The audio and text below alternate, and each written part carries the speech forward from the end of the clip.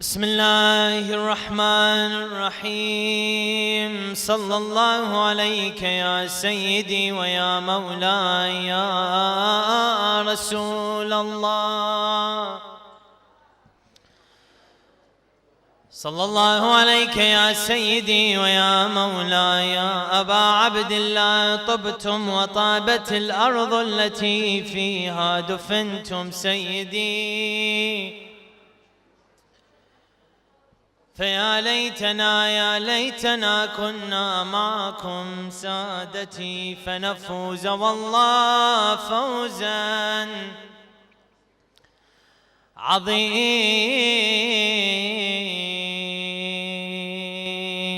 صلوات اللهم صل على محمد وعجل فرجهم.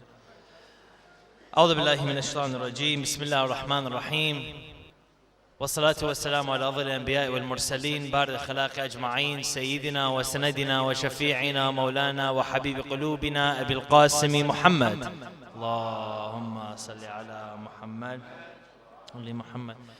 وعلى آل بيته الطيبين الطاهرين المعصومين المظلومين الذين اصطفاهم الله أجمعين. أما بعد، فقال الله تعالى في محكم كتابه الكريم وقوله الحق وهو أصدق الصادقين. بسم الله الرحمن الرحيم. يسبح لله ما في السماوات وما في الأرض الملك القدوس العزيز الحكيم هو الذي بعث للأميين رسولا منهم يتلو عليهم آياته ويزكيهم ويعلمهم الكتاب والحكمة وإن كانوا من قبل لفي ضلال مبين. صدق الله العلي العظيم. صلوات على محمد وآل محمد. اللهم صل على محمد. My respected elders, my respected brothers and sisters, I bid you all assalamu alaikum wa rahmatullahi wa barakatuh. I start in the name of Allah Azza wa Jalla, the omniscient, the omnipotent. All praise is due to Allah for giving us the ability to exist and for giving us the ability to interact with our reality and be able to understand it and constantly question it and see where we belong in this reality.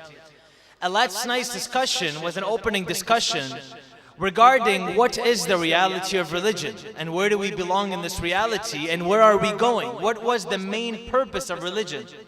And we came to the conclusion through our discussion that Islam was a religion which was never imposed on anyone.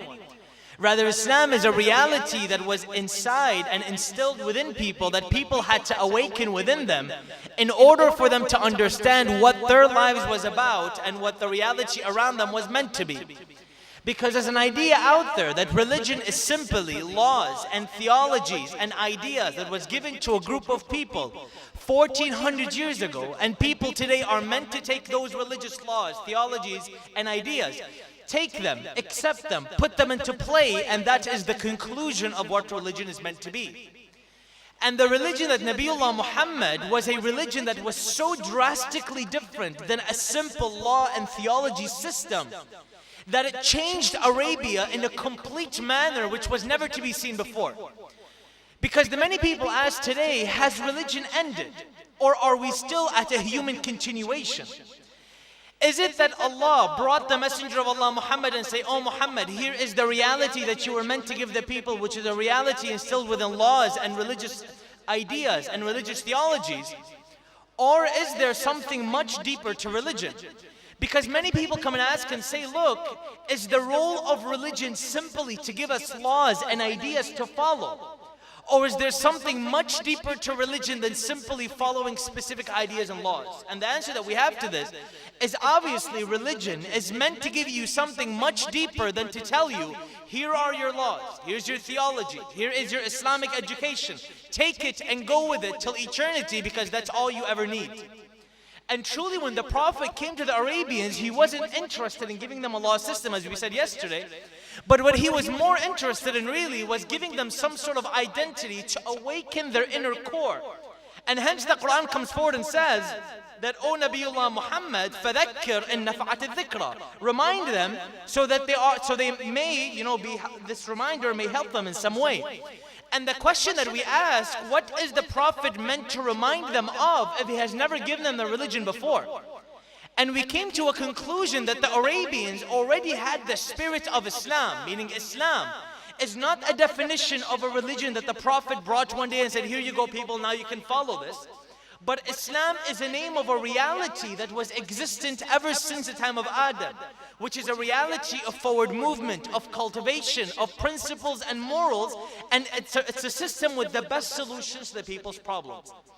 And that's why, interestingly, prophethood plays a specific role within this system.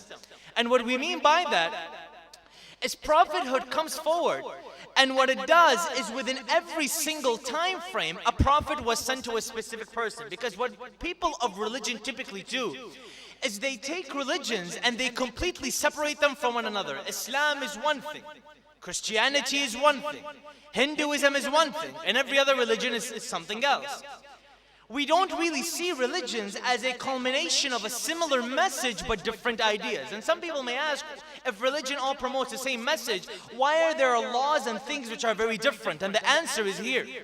You see, the way prophethood works is that every prophet went to a specific individual group of people, and he came to them with their ideas and their beliefs, and he grew up in their society and in their world, because he knew that he had to be within their custom and their ideologies in order for him to affect them in any way. And that's why the message of Nabiullah Muhammad was a message which could only work on the Arabians and would not work on the people of Ibrahim. Likewise, the people of Ibrahim, his message would only work for those people and would not work on the people of Jesus. Similarly, the message of the people that Jesus went to, the message he gave them would not work on the people of Arabia, but it would only work, for example, for the people of his time. And the reason it was like that was because every prophet had to come to the people in the understanding that they had. The prophet was sent to them, being a person from amongst them, and that's why Allah in the Quran says that I have sent you a prophet from amongst you, min anfusikum, azizun alayhi ma anittum. I've sent you a prophet from within yourselves because your issues are important to him. And the prophet within a specific time comes out as one of the best individuals in that time, and he has the solutions to people's problems. And that's why it's interesting to say that the prophet's message only applies to the people of Arabia, because the people before him would not have understood intellectually the message that he brought. And every specific person in a specific time relates to a specific message independently. What we mean by that is the laws the Prophet brought might not have worked in the people before him, because those laws are pertaining to specific issues that Arabians had. And this is why every prophet you see that comes to a group of people with a specific inspiration, because every group of people is inspired by something different at every specific point of time. For example, in the people of Moses, Musa was given the specific miracles because within his time, the people were very interested in magic. Magic was a very big phenomenon, right? It was the new thing. The people of the time had really mastered magic. And when Musa comes with a hand which glows very white, with a stick that he throws and it immediately turns into a serpent, with a river filled with blood, with the different miracles that he had, when the people saw this, they realized the magic this man has is way too powerful. And hence you have within the Quran the story of the magicians, where when the magicians come and Musa says to them, bring forward the best of magicians you have, and the magicians come forward, he throws his stick, they throw their strings, and they realize what Musa has is not magic, but it's something much more divine than that. Because their inspiration was magic. They were very deep-rooted in the idea of magic. Likewise, Nabiullah Isa, very similarly, the people of that time were very interested in medicine. Medicine was huge for these people. Don't talk to me about magic. Don't talk to me about poetry. But speak to me of the medicine that you are able to show us, because we're very inspired by medicine. And he had to appeal to the people's ideas of the time, because if he never did that, he would have never gotten into their intellect. That's why when they saw him heal the dead and bring people who couldn't see and couldn't speak or were deaf and heal them, they were immediately surprised and exasperated, because they realized this doing is not a doing of a normal man. This is something much more divine. And that's why he was sent to them with the ideology of what? Of medicine. Likewise, Nabiullah Muhammad, when he came to the Arabians, now mind you, prophets here are meant to be the culmination of that society's thoughts and ideas. This individual must be raised within that society. He must have been cuddled with that specific environment. He must have been part of that specific environment and learning. Elsewise, he would not know how to deal with the people. That's why when he came to Arabia, one of the most important things that he instilled within them was this idea of poetry, because he knew poetry would really appeal to the people. And the Arabians had this thing with poetry, where when a poet comes, he would, they would hear something, lines of poetry up to 100 lines long, they'd be able to memorize it. I mean, there's one story, just to show you how powerful Arabians were with poetry, of Mansur al-Dawaniq, who had a habit of being very stingy. And because he was very stingy, he set up a rule with any poet that would come to him. Right? He said to them, if you come to me, to Mansur al-Dawaniq, and you recite to me poetry that I've never heard before, I will give you the weight of what you wrote that poem on in gold. Meaning if you wrote it on, for example, a leather piece, I'd give you that thing's weight in gold. But I must have never heard it. And to ensure that he never paid people, what he would do is he would make a slave stand next to him, right? One of his servants or a slave stand next to him. And the slave who stood next to him, he would be able to listen to a piece of poetry once and he'd memorize it. He had a slave stand to his right who was able to listen to a piece of poetry twice and memorize it. So imagine I was a poet who came to Mansur al-Dawaniqi. I'd come to him, I'd stand in front of him, the person would recite the lines of poetry. After reciting it once, Mansur would say, has anybody heard this poetry before?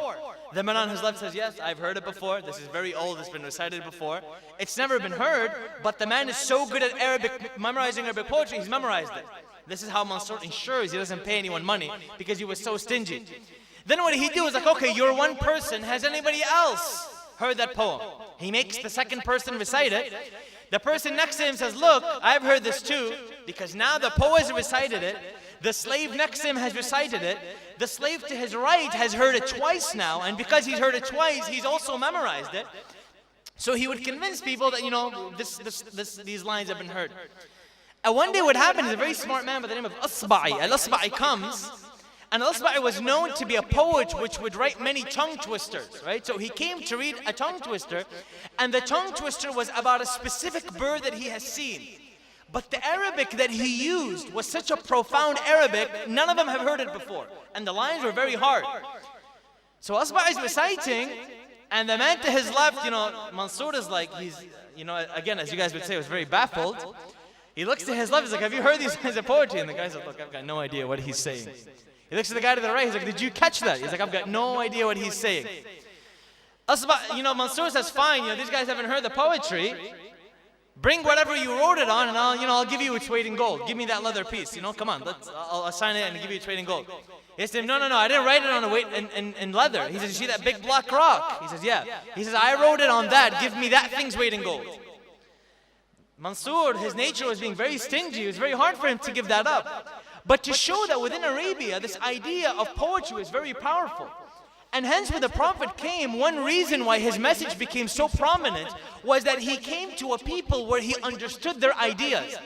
Now mind you, the religion that these prophets brought were not religions where they simply had to follow something. But the religions that were brought by the prophets were solutions to people's everyday problems.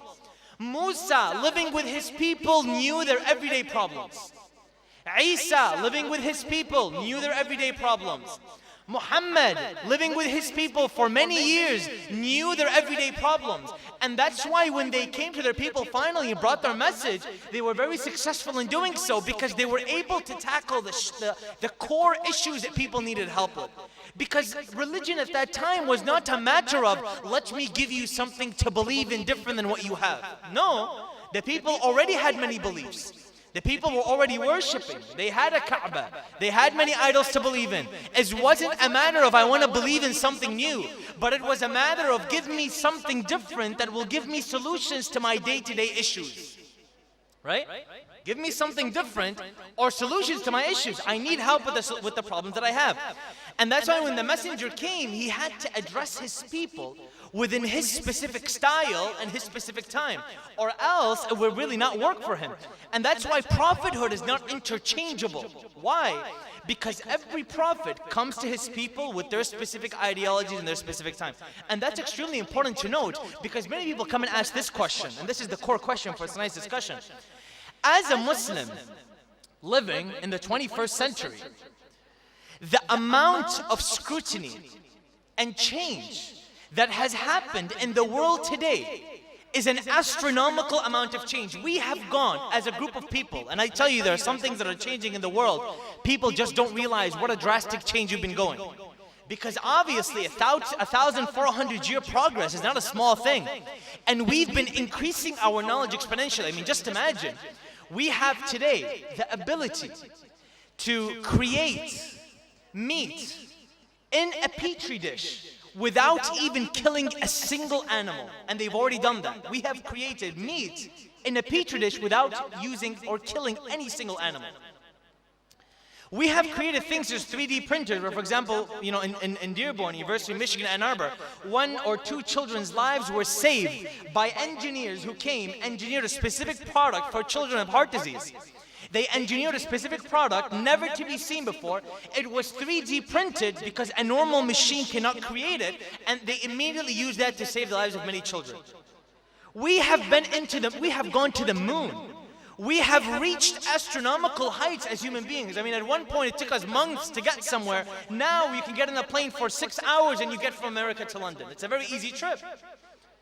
The amount of change that the world has gone through, technological change.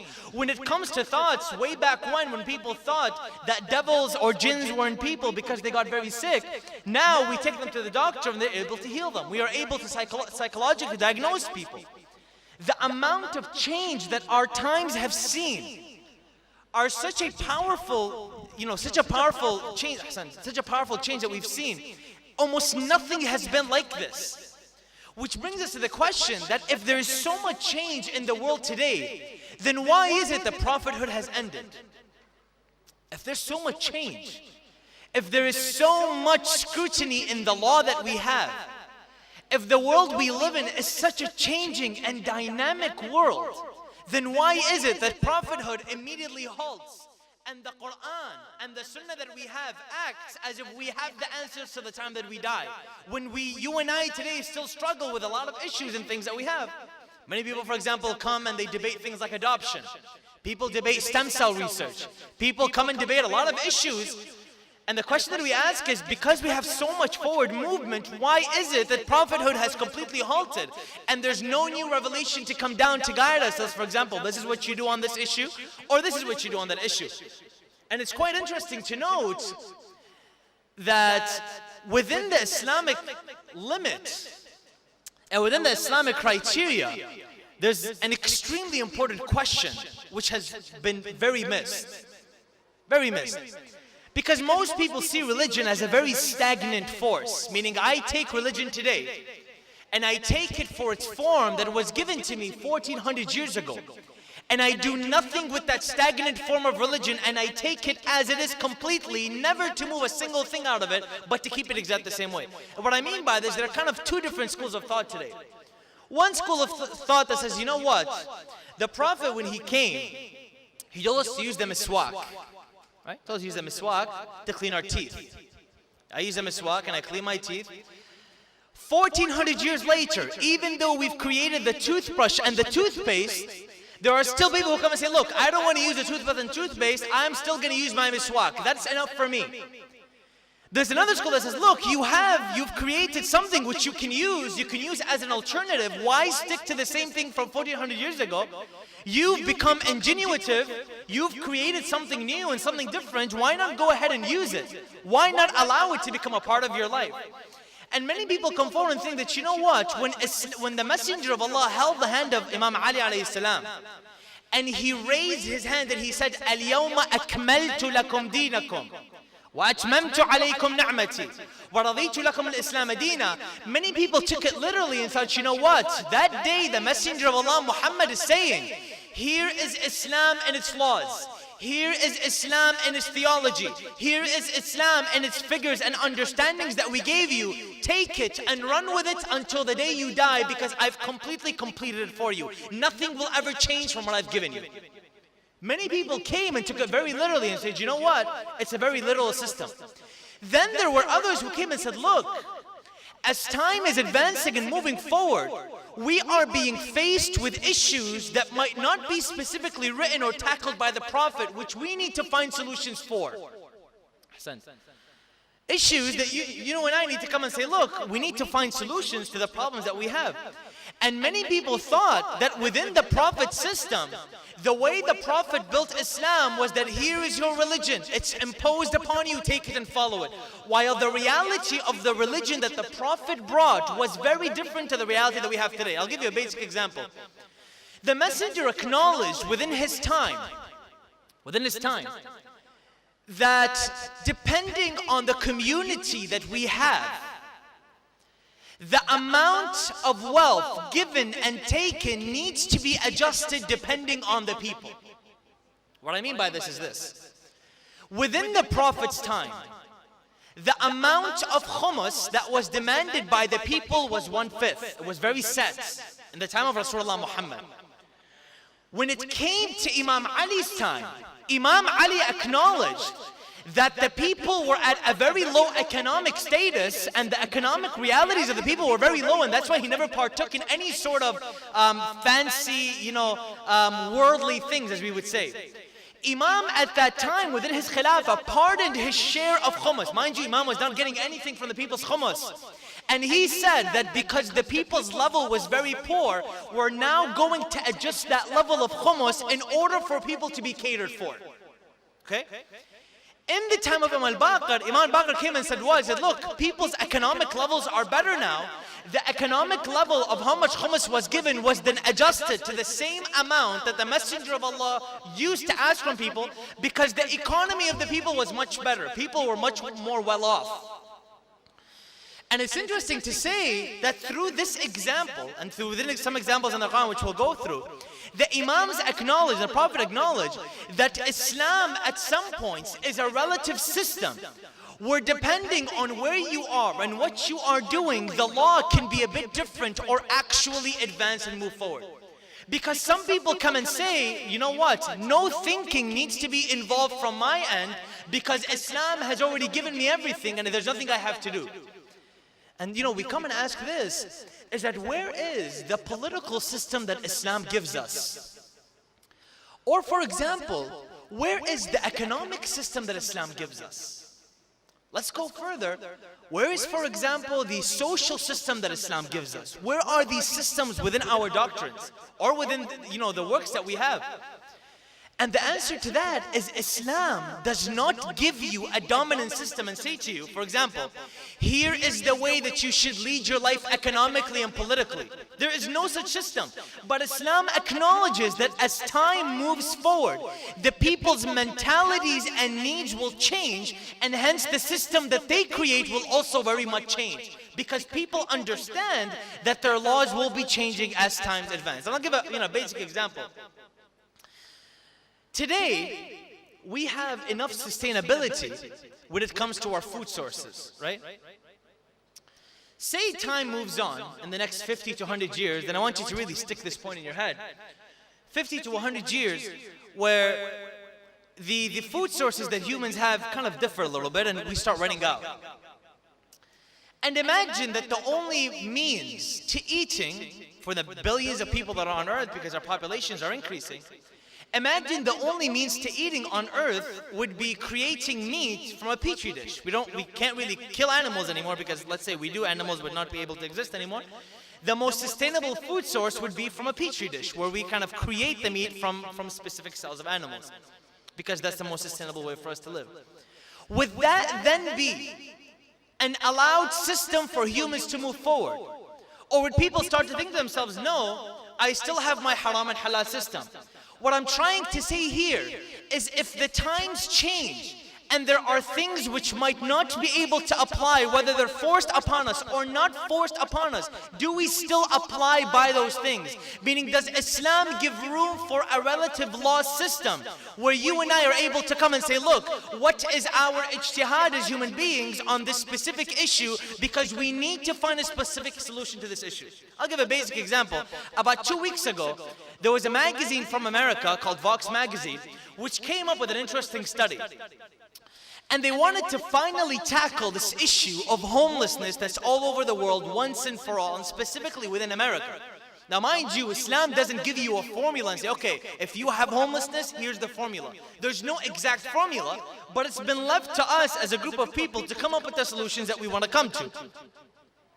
There was a study done in Florida, and what they came up to is that when a person is homeless, it costs the government about $33,000 to care for them and take care of them if they are homeless.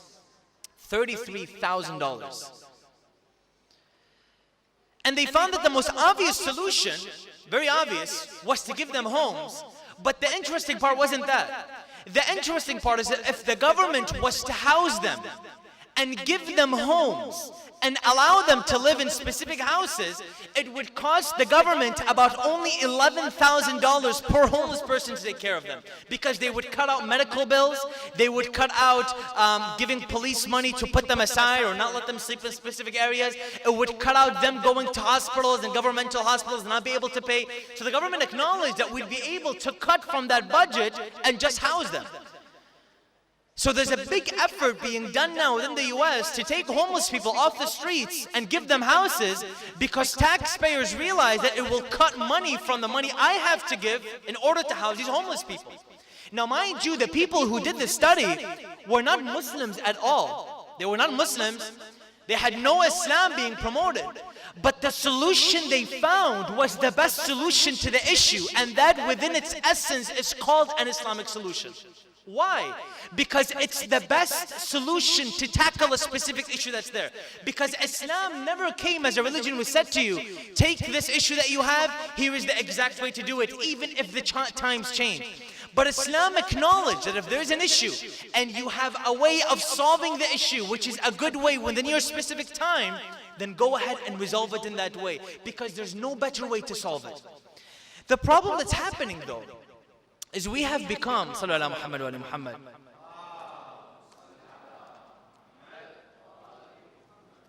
The problem that's happening though is we have become so law-centric that we've lost this ability to clinically, right? Clinically find solutions to problems and issues that we have today. What I mean by that is when the Prophet came, there was no sacredness to the laws. But the sacredness was for the principles that those laws were meant to accomplish. The Prophet at will, even in the Quran, there are verses known as nasikh and mansukh. A nasikh verse is a verse that Allah brings down in the Quran and says, I now will abrogate another verse using this verse. For example, if Allah in the Quran says, if there are 100 of you, then you must fight. God, another verse, brings down a command and says, no, if there are 1,000 of you, then you now must fight. That previous verse or law is now abrogated for the new law because the situation deems a difference, right? Because there were more Muslims at the time. The Quran and the Prophet never put sacredness to laws, but they always put sacredness to principles and the issues that the laws were meant to tackle and take care of. The problem that happens today is we have become so law-centric. Our lives are simply run by laws that it's hard for us to see past the law system and get to see why this issue is an issue in the first place. I'll give you an example. I deal with a lot of young people in Dearborn, right? We have specific youth gatherings. And a lot of the time when I talk to young kids, their mentalities on haram and halal show you exactly why the Muslim community is at the level of why it's at. Because there is such a haram, halal, law, non-law centric mentality that people just cannot grasp anything beyond that law. I'll give you an example. In Dearborn, we were sitting in a facility and we were sitting with a group of young kids, and I saw one young boy take something from the store without paying for it and give it to the kid next to him, and I allowed him to do that because I knew it would be a learning curve for him. I approached him later. I approached him after. I said, look, what did you do over there? I saw you take something without paying for it and give it to the kid next to you. He says, Brother Ali, don't you know, in Islam, that if you do a good deed, God gives you, plus 10. God's in the Quran, if you do a good deed, He'll give you plus 10. If you do something bad, I'll give you what? -1. He says, I stole it, that's -1, but I gave it to my friend. So that's +9. So if you do the math, plus, positive, negative, I'm actually on the plus side, I have +9, and that -1 is gone. And I said, Habibi, hold on, who told you Islam works that way? He says, yeah, well, it's literal, right? It's plus and positives and negatives, and the angels are now subtracting and adding, and they have the calculators in their hands. Like, no, that's really not how it works. But I don't blame the child, and I'll tell you why. Because ever since him growing up, all he's really heard is, Habibi, this is haram and this is halal.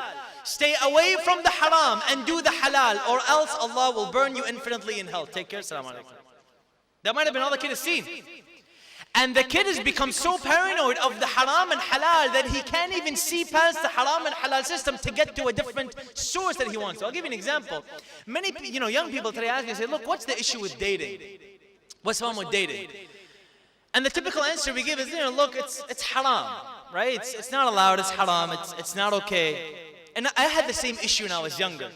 But I was so fixed on this haram halal issue, I couldn't see past the lens that my society and what I've been fed into me was given.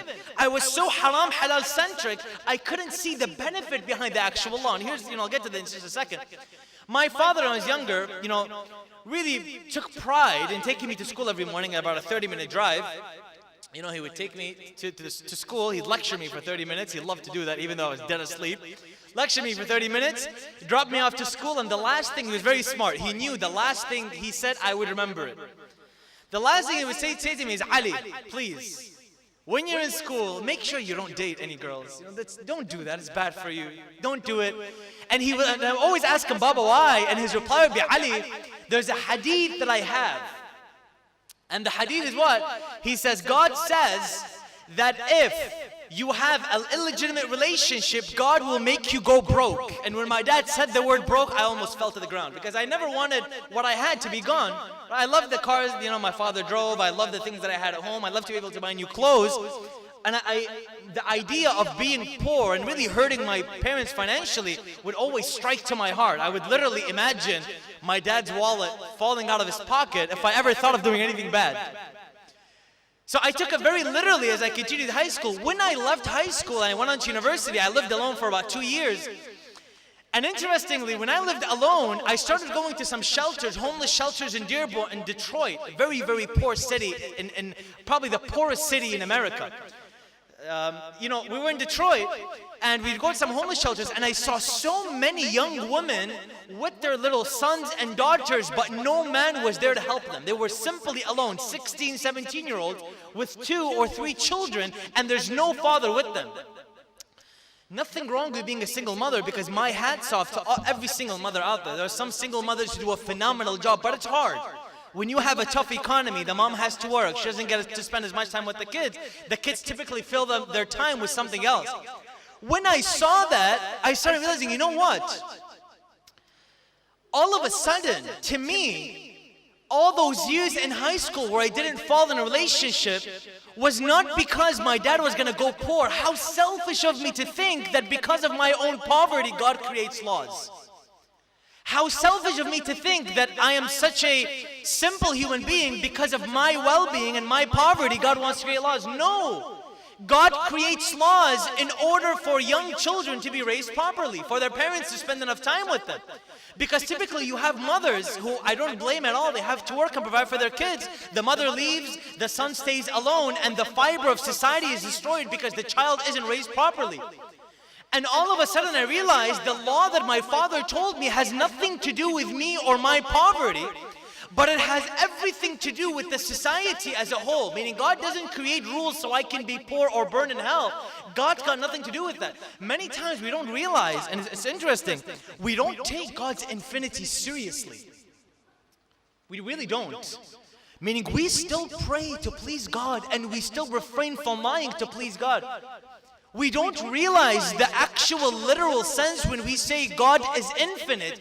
Allah within the Quran says, وَاللَّهُ غَنِيٌّ وَأَنْتُمُ الْفُقَرَاءُ وَمَا مِنْ خَيْرٍ فَهُوَ لِأَنفُسِكُمْ وَمَنْ يَعْمَلْ مِثْقَالَ ذَرَّةٍ خَيْرًا يَرَهُ وَمَنْ يَعْمَلْ مِثْقَالَ ذَرَّةٍ شَرًّا يَرَهُ. God over and over and over again is saying, look, it's got nothing to do with me when you stay away from haram, when you do good deeds. It's for you.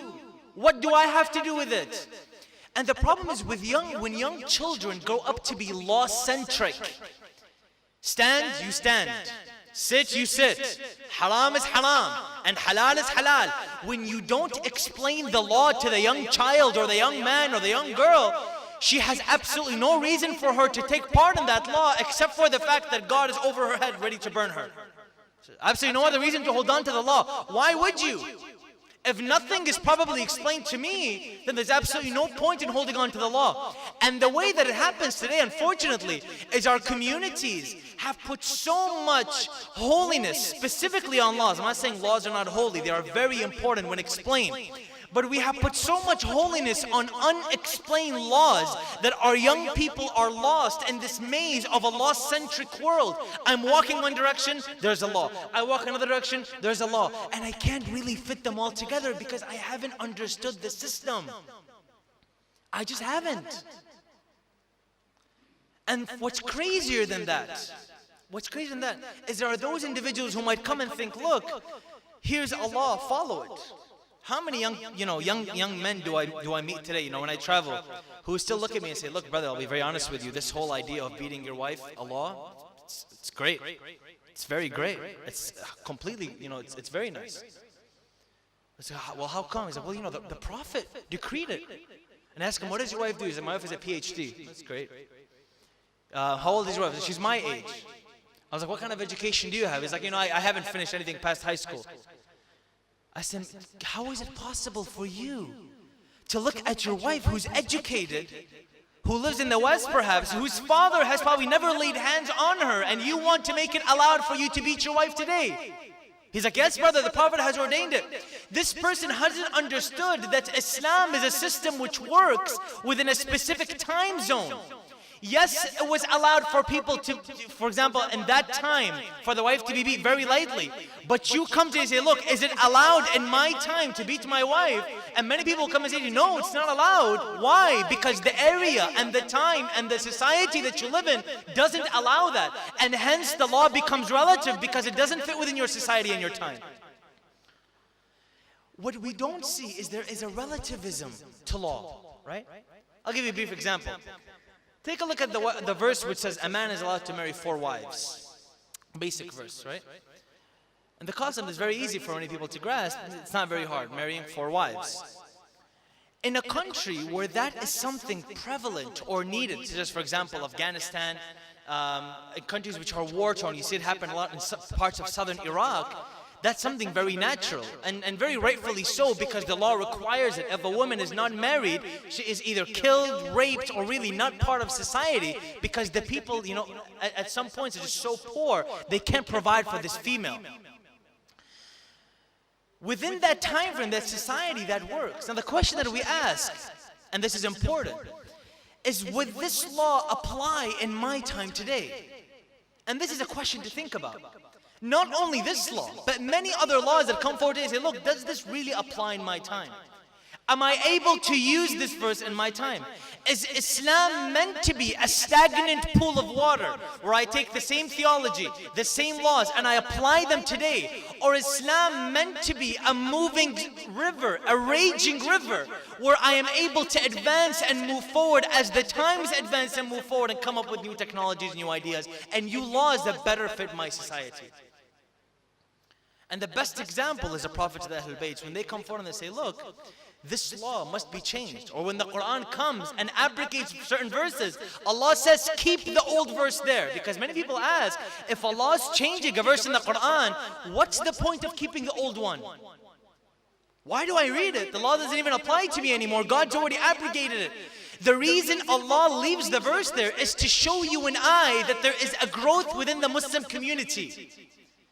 That at a specific time, the Muslim community was at this level. As they advanced, the Muslim community reached a higher level. And hence, the law is still within the Quran to show people that it's completely okay for you to move forward and to grasp onto a new law which might have the solutions that your society is looking for. And it's a beautiful system because look at the way that the world works today. Perhaps one of the many wisdoms that the Imam of our time isn't here is to pave way for the concept of the marja'iyah, for our scholars to come up and do research and to look at the law and scrutinize it and have the beautiful freedom of saying, this is my opinion on the issue. And the next scholar says, no, this is my opinion on the issue. The third scholar says, no, this is my opinion. What a beautiful system. What a beautiful system of ijtihad, where we are allowed to come forward and say, here is my research on this specific issue, or my research on this specific issue.